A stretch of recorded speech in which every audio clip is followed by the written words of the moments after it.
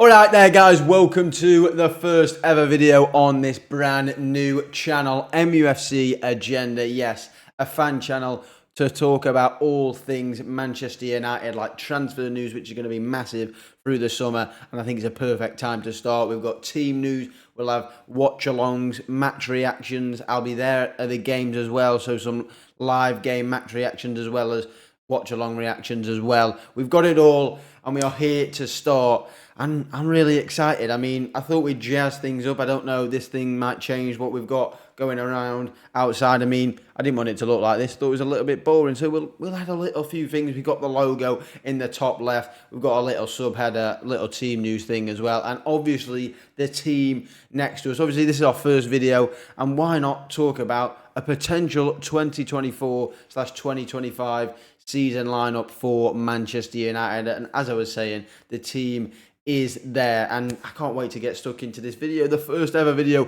on the channel. I hope you enjoy. I'm not going to ask you to hit the subscribe or like yet. I just want to say, just watch the video and see if you like it or if you don't. It doesn't matter. I'm going to give my opinion, and I'll listen to your opinions as well. That's what this channel is all about. But let's go, stop waffling. We're here and we're ready now. There's no more introducing. We're going to get into this. Obviously, here you can see the team sheet.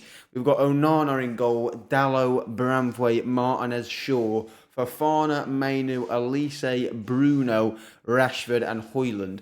They're just a few signings that I think we could make during this season. First of all, I want to say, that team right there, not too bad, is it? It's not too bad at all. I wouldn't mind if we're lining up with that team to start off. But I've just put a few players that we've been linked with, and then one player that I think we probably should buy, or that sort of profile. Basically, I think what we're looking at this summer is, what I think we should be looking at, should I say, is 2 centre-backs, 2 midfielders if we can, a striker.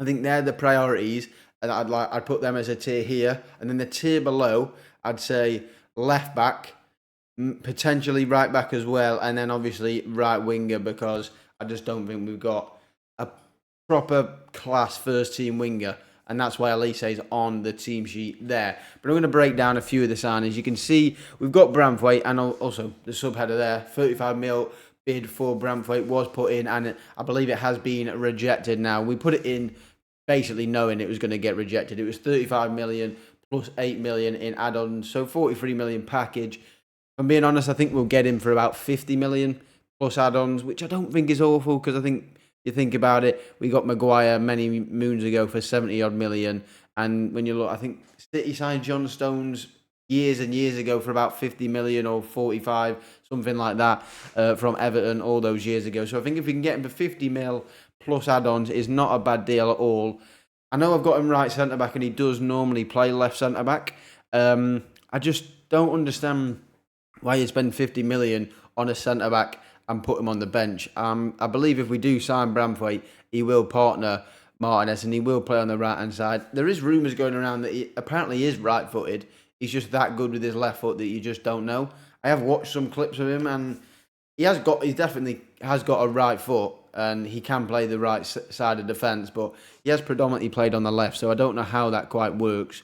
Other options that we've been linked with and that we could potentially get is that Lenny Yoro, who Real Madrid are interested in. He's very, very good. We might be able to get him for about 42 million, so he is a little bit cheaper than Branthwaite as well. Probably not as experienced and obviously not Premier League proven, but a very, very, very good-looking centre-back and promising as well as De Ligt, who we have recently been rumoured with from Bayern, around a similar price as well, that 35 to 45 million pound. Again, not a bad price. I would be looking at that deal. I know wages might be very pricey, and that's why they're looking at the younger guys, so they don't have to absolutely throw all their money on wages to get these big players. But De Ligt is an option it's not a bad option. If we can't get Branthwaite and we can't get Yoro, we can't get someone like Todibo, who obviously plays for Nice, which is also owned by Sir Jim Ratcliffe and Ineos. So that could be an easy deal. That could be like a 30 million pound, 35 million pound deal there for Todibo. We'll probably get a little bit of, mates rates, because obviously Sir Jim Ratcliffe owns Nice as well as Manchester United. So that's got to be a centre-back that you've got to be looking at. But it's also one of those that you don't really have to focus on, because you think you've got these targets, but you're being honest, you could go and get him when you want, because, like I said, the links are there, and it is a potential signing indeed. That's for the centre-back options. Obviously, I think we should be getting two. My two preferences would probably be Braithwaite and probably Todibo. I like the look at that Euro, but I don't think we'll get him. I think Real Madrid, if Real Madrid is sniffing, he's probably more likely to go there. We are more interested, apparently, and Liverpool as well, interested in Euro than Real Madrid. But we'll see how that one plays out, I suppose. I don't mind any. As long as we get two centre-backs, I think we need two centre-backs. I'd be looking to get rid of like Harry Maguire and or Harry Maguire or Lindelof, and obviously Varane's left. Johnny Evans can't be starting in the Premier League at 35, 36 years of age. So we need to get two centre-backs for me. And of course, in the midfield, again, I think we need two midfielders. You see on the screen, we've got Fofana. We've not really been linked with him. I think I saw a brief report that we shown a little bit of interest, but it was like one report and it wasn't very concrete report. I just put an option in there, to be honest.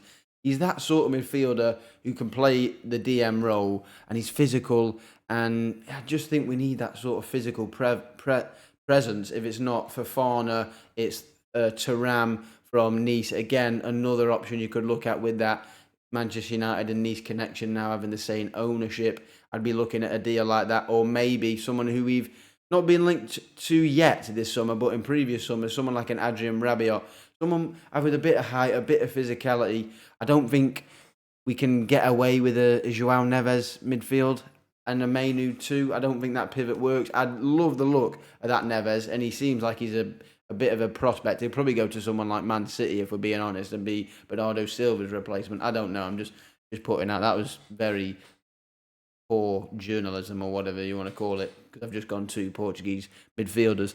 But yeah, I think he probably will sign for someone like City, and I just don't see that Mainu and Neves midfield working. I think we'd get ran through. We need that sort of destroyer who can kind of sit there, get the ball off the back four, but when we're defending, make sure he's in the right areas and, get stuck in.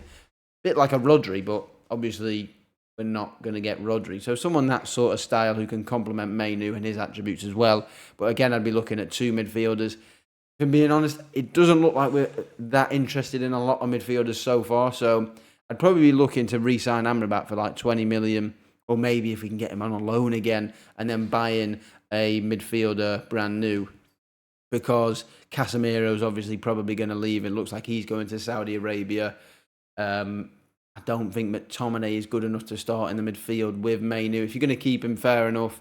Again, Eriksen, he might be going. He might look for first team options. I don't know if they are going, but they might look for first team choices. And obviously, neither of those players should be starting for Manchester United in the midfield next to Kobbie Mainu. However, you see on the right-hand side, we've got Michael Olise. That was more of a luxury buy, if we're being honest. I don't think it's a necessity. I do believe we should sign a right winger, because even though I think Ahmad is a very good player, I don't know if he should be starting week in, week out. Obviously, Sancho might be getting sold. Greenwood looks like he's on his way to Juventus. I don't think Anthony's good enough. I think I've seen it now. I've seen enough now. We've seen 2 years. You couldn't do it in the second year. I gave you a blessing in the first year. But second year, you don't get a pass. But the problem with Olise is that there's a lot of teams interested, like Chelsea, Newcastle, Bayern Munich, who, if we're being honest, after last season are all in better places. Maybe not Newcastle. I know they finished above us in the league, but we also won an FA Cup. But Chelsea and Bayern are going to be difficult to beat in a race.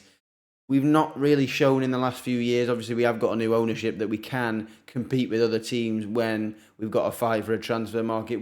For a transfer option. We normally throw a lot of money at players, but I don't think Ineos will do. So hopefully they can convince him of the project, and we maybe can get him. It probably cost about 60 million. Apparently there's some sort of release clause, but something to do with non-Champions League teams can't activate it. So I don't know what's actually going on there. But I would love to get Michael Olise. I think he's a very, very good player, and I think he'd complement our attacking lineup. Someone who can create but also score. Someone who will look for his striker. Højlund needs to be looked at from these wingers, because he doesn't get the service, and hopefully someone like Olise can give him that sort of service, but also when we need him, score a goal or two. I haven't actually put someone there, but I did mention at the start that we probably need a striker. and there's been a few options. There's Xerxes, there's Jonathan David, and recently Ivan Toney's name is starting to creep in more and more. It looks like if you were to get him, you'd have to pay about 55, 60 million for Brentford. Hopefully you could get a little bit lower, maybe 50 plus add-ons.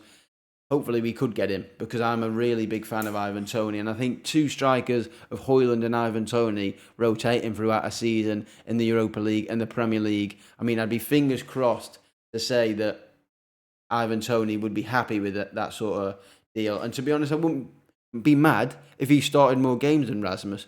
He's the older player. I know you're signing him in from Brentford, but he's the more experienced player in the Premier League, and he's proven that he can score goals. He scored, what was it, 20 odd goals for Brentford? Not last season, obviously, because he missed half the season because of his ban. But the season before, he's a very, very good player. Yeah, I'd be looking at that deal, really. I mean, you've got Xerxes and David a little bit of a tier below, but probably cheaper options as well. And if you do want to stick with Rasmus as the main striker, then I suppose that you probably do get a second striker who is a little bit cheaper, and maybe another young striker that you can bring through the ranks as well as Højlund at the same time. Well, that is probably it for this video. I hope you enjoyed.